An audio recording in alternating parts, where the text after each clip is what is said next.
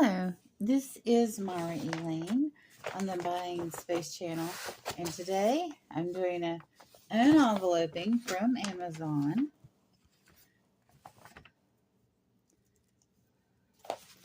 I'm going to try to cut it as close to this edge as I can so I could reuse this. Wait a minute. Did this come up? I hate to do it this way because I could cut it along the edge. There's a risk of tearing, unsealing it this way. Now it does leave the adhesive. I don't have any wax paper around me. Sometimes you can put wax paper on the adhesive part. Oh, there's a tear in this bag anyway at the bottom.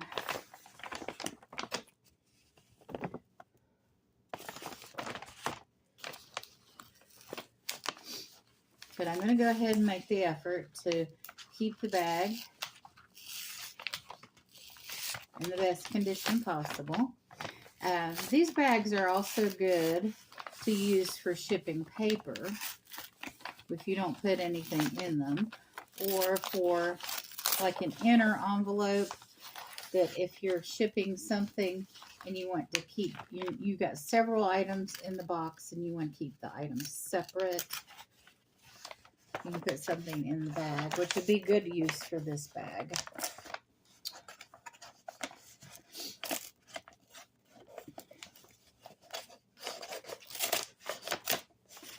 Okay, there we go. And what in the world could be in here? It is one book. And this book, and the reason you're seeing this today is we're still in Passover. And this is the family Haggith. Now, if you're doing Passover Seder, and look, this is like manga, it's backwards. And this is actually the front of the book. And you turn this way, just like the Torah. Unless you got a scroll Torah. But this is a booklet that, how do I say this? The Haggith has been around since maybe the Exodus. I don't know when the first Haggith was put together for Passover. But every year, the Jews have come together since they left Egypt for the Passover. And Marty and I had done a Passover Seder when they were in elementary school. I homeschooled Marty. And when we did the Seder, I had printed out from the internet some of the blessings that you say during the Passover, during the Seder. And here we go, the Seder. They were from a Haggith, and I didn't know what a Haggith was then. I didn't catch up on it or pick up on it at the time. So, and lately I've been looking at, I didn't do that this year. I have in years past read scriptures appropriate for the third day of unleavened bread, or the Passover, or the first fruits. So, but I didn't learn the word Haggith until recently. But undoubtedly, when Marty and I were doing that Seder, when they were little, the few blessings that I printed out, it was just like half a page for each day, or for each station. I forget exactly how I did it. But here we have it in Hebrew and in English, just like my Torah. There are little notes on the side, which are too small to read. This is kind of small print for me now, but I wanted to have this. I can read it first before I read it for you, kind of thing.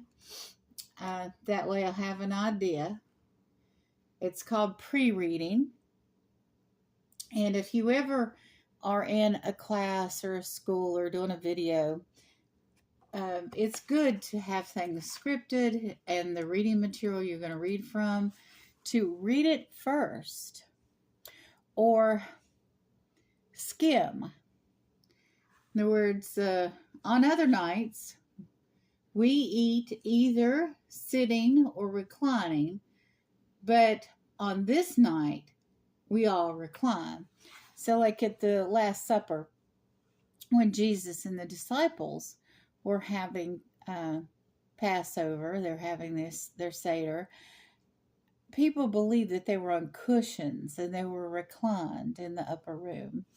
So, who knows what it was like, but people have studied it to no end.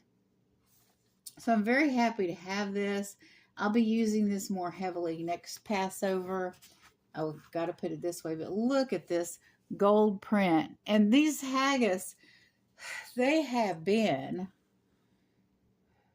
or Haggadah is maybe the correct pronunciation. I'll get that right later too, with translation and instructions. So, you know, it, like the reclining or sitting on certain nights. I mean, it's very detailed. But there are famous haggis or Haggadahs that have been throughout history. I mean, there's one that was 11th century, and then there's ones before that that have traveled the world and been studied and are in museums. It's quite interesting. It's weird to have the barcode on this side of the binding. My Torah doesn't have a barcode.